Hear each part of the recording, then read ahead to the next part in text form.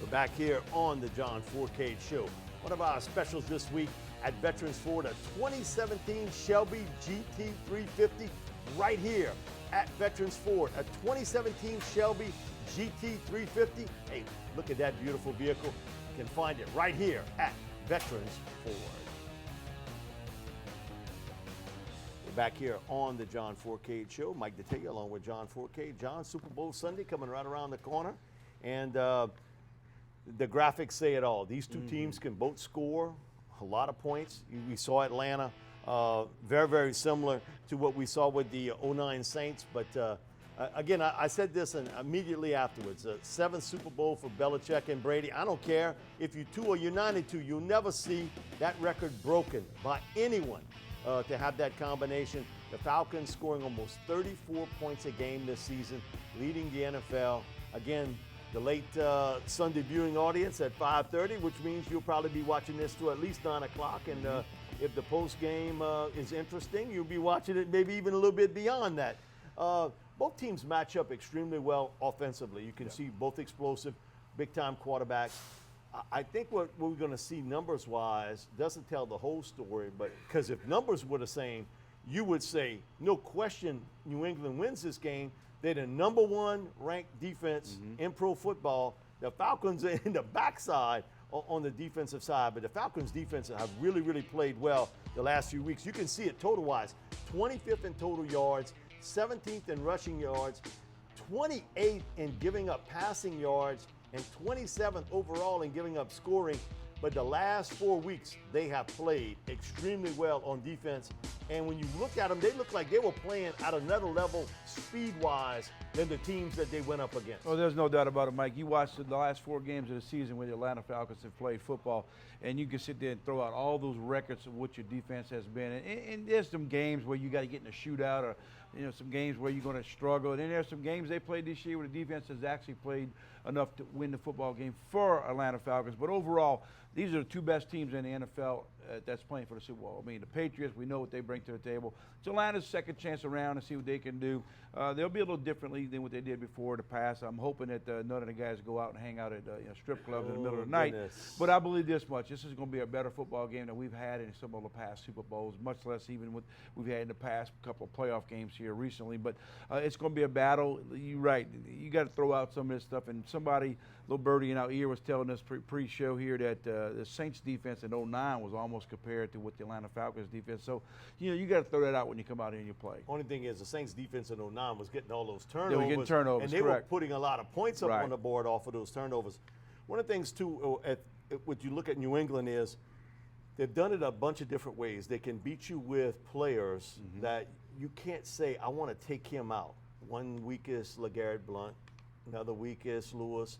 Then it's, hey, Edelman, you name it. Martellus Bennett, I think, is a hidden guy that I think will come through big for them. But Atlanta, you know that in games when they've played against the Saints, it hasn't necessarily been Julio Jones beat the Saints. It's been they can't get to Matt Ryan and their running attack. So New England, yeah, you might be able to take out Julio Jones, but their rushing attack with Devontae Freeman and Kevin Coleman, they have done a fabulous job of getting great balance. And my biggest concern for Atlanta is the health of Alex Mack. He got rolled over on pretty good. He was limited at best in practice. I think Atlanta, New England's going to test him early and see how well they can maybe get him off balance, because you want to get to the quarterback. To me, that's New England's key. You got to be able to affect Matt Ryan. But I think the Falcons are flying high right now. And I say by that, they're so high. And in fact, and here's a graphic right here. You see the offense for the Atlanta Falcons. Second, fifth, third, first. That's why I think the defense, it's sort of like the Saints. Saints defense in a way, and I know I keep bringing the Saints up, but the Saints have a potent, powerful offense, and that's what Atlanta brings to the table. I think that's what the Atlanta Falcons think. Look, we know we aren't the best defense in the NFL, but we got such a good offense. They run the ball with 2 good, explosive running backs.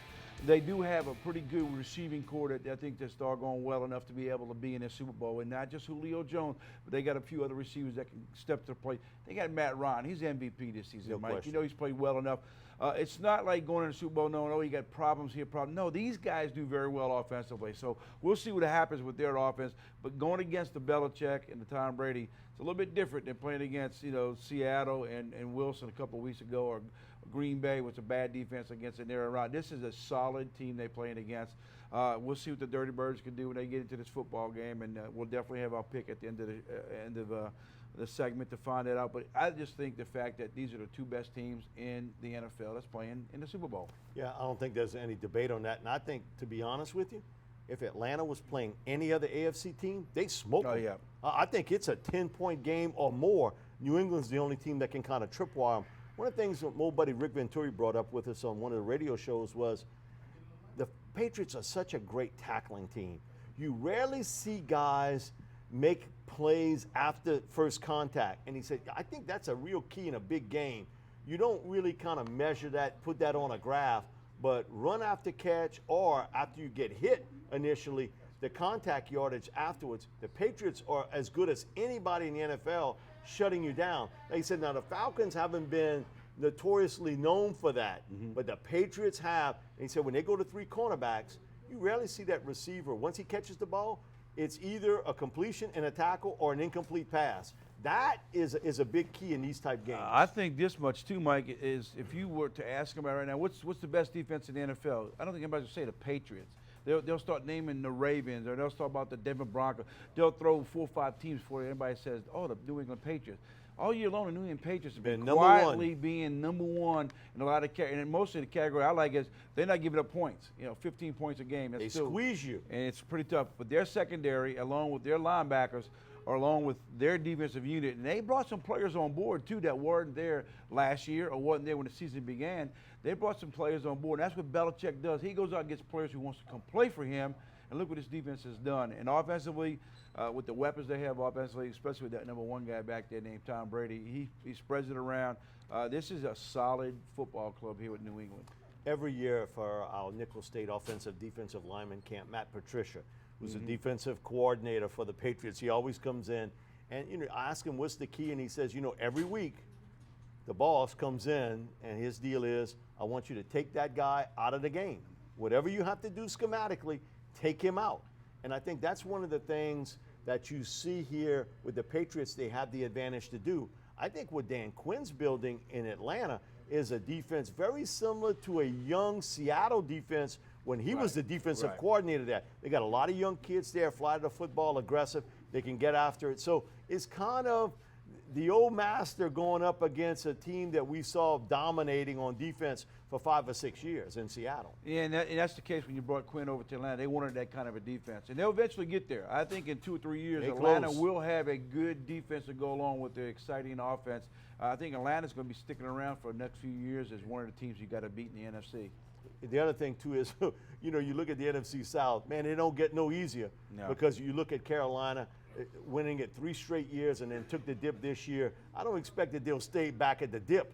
Right. They got a lot of good young players on that football team. And Tampa Bay, up-and-coming if you look in the mirror, you can see that they are really, really good. And everything's going to depend on Jameis Winston. And then you look at what we're at, the New Orleans Saints. We're looking kind of stuck in mediocrity. We're looking at 3 teams ahead of us. And if they want to get there back where they were in 2009, they got to make some changes. And do it quickly. Because everybody else is having their foot on the brakes, so to speak. We'll be back with more of the John Fourcade Show, sponsored each week by Veterans Ford.